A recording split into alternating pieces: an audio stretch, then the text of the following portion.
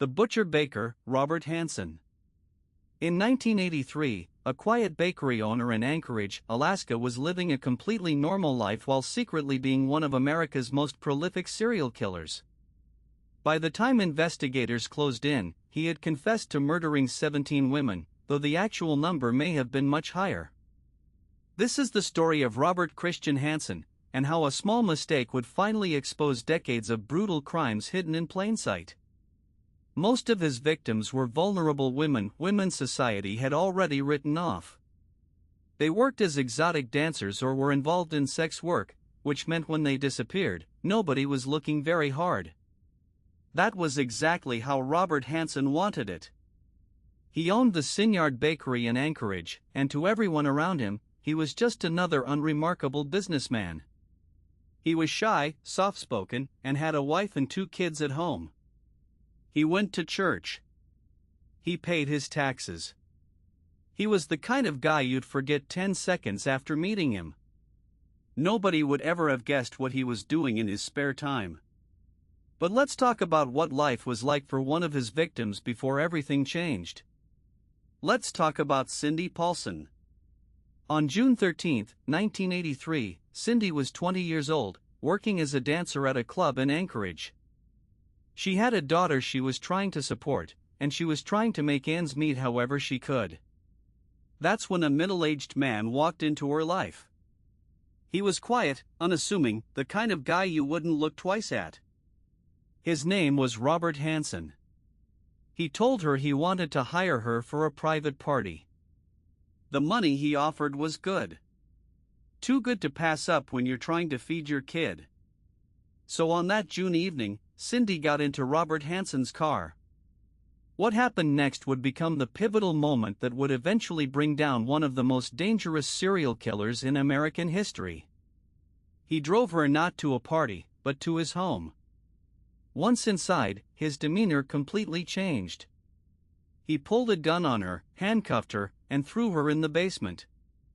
For what felt like an eternity to Cindy, she was held captive while this man took photographs of her and told her what he was planning to do. Then he took her to an airfield where he owned a small aircraft. He flew her out into the remote Alaskan wilderness, telling her he was going to hunt her. And here's where this case takes the turn that saves multiple lives. Cindy Paulson managed to escape from Robert Hansen in that wilderness. Bleeding and traumatized, she made it back to civilization and reported him to the Anchorage Police Department. She gave them his name, his description, everything. This is the cliffhanger moment in our story because here's what happened next: the police didn't believe her. Or more accurately, they didn't prioritize her case. She was an exotic dancer, involved in sex work, a victim profile that law enforcement at the time simply didn't take as seriously. Her report was filed away. Robert Hansen was questioned briefly and released. And he went back to his job at the bakery like nothing had happened. But this time, something was different. Cindy's case had created a paper trail. Her name was in the system. And 3 weeks after she reported him, another woman went missing under almost identical circumstances. Then another.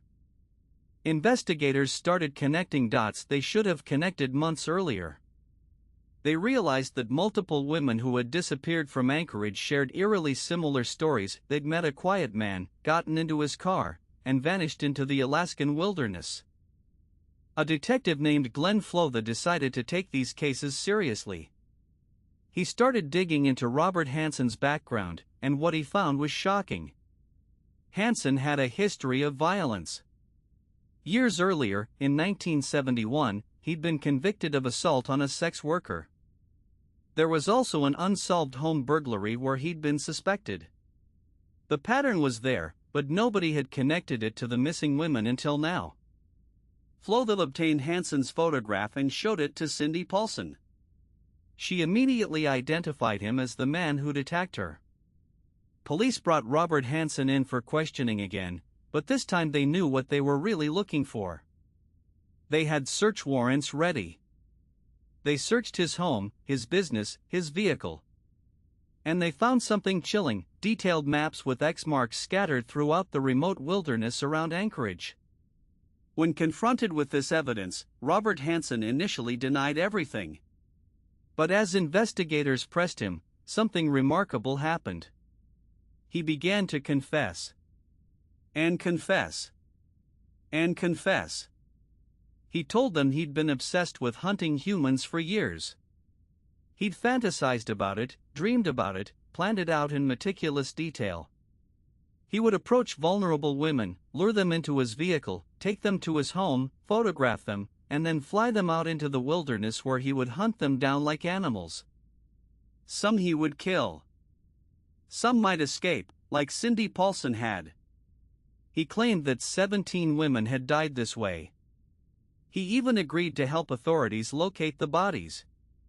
Ground searches in the Alaskan wilderness led to the discovery of multiple graves, confirming his confessions.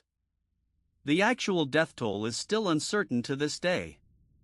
Robert Hansen confessed to 17 murders, and those confessions were verified through evidence and remains that were found. However, investigators have long suspected the number could be significantly higher, possibly 30 or more victims. The problem was that with each additional victim they couldn't prove, prosecutors couldn't secure additional convictions that would have resulted in longer sentences anyway. He was already facing life imprisonment. In 1984, Robert Hansen pleaded guilty to 4 counts of murder. He received 4 consecutive life sentences. He's still alive as of the time this video was made, still serving his sentence in an Alaskan prison, now in his 80s. He's provided some insights to investigators and researchers over the decades, but he's never given a complete accounting of his crimes. And there are still missing women from that era whose remains have never been found. Investigators believe some of them are buried in areas of the Alaskan wilderness that have yet to be searched. The Robert Hansen case exposed a critical flaw in how law enforcement was treating crimes against vulnerable populations. The victims who came before Cindy Paulson might have been saved if her initial report had been taken seriously. How many other serial killers in other cities have operated undetected for years because their victims came from populations that law enforcement didn't see as priority? It's a question that still haunts the criminal justice system. What makes this case so terrifying is how ordinary Robert Hansen appeared. He wasn't a monster with obvious red flags screaming from his appearance or demeanor. He was a baker. He had a family.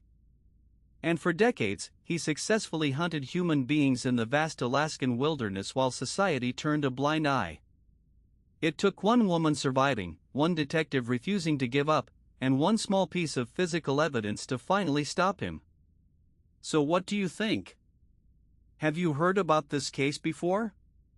Are there other true crime stories you think deserve more attention? Let me know down in the comments below. And if you want to see more cases like this one, make sure you're subscribed to the channel.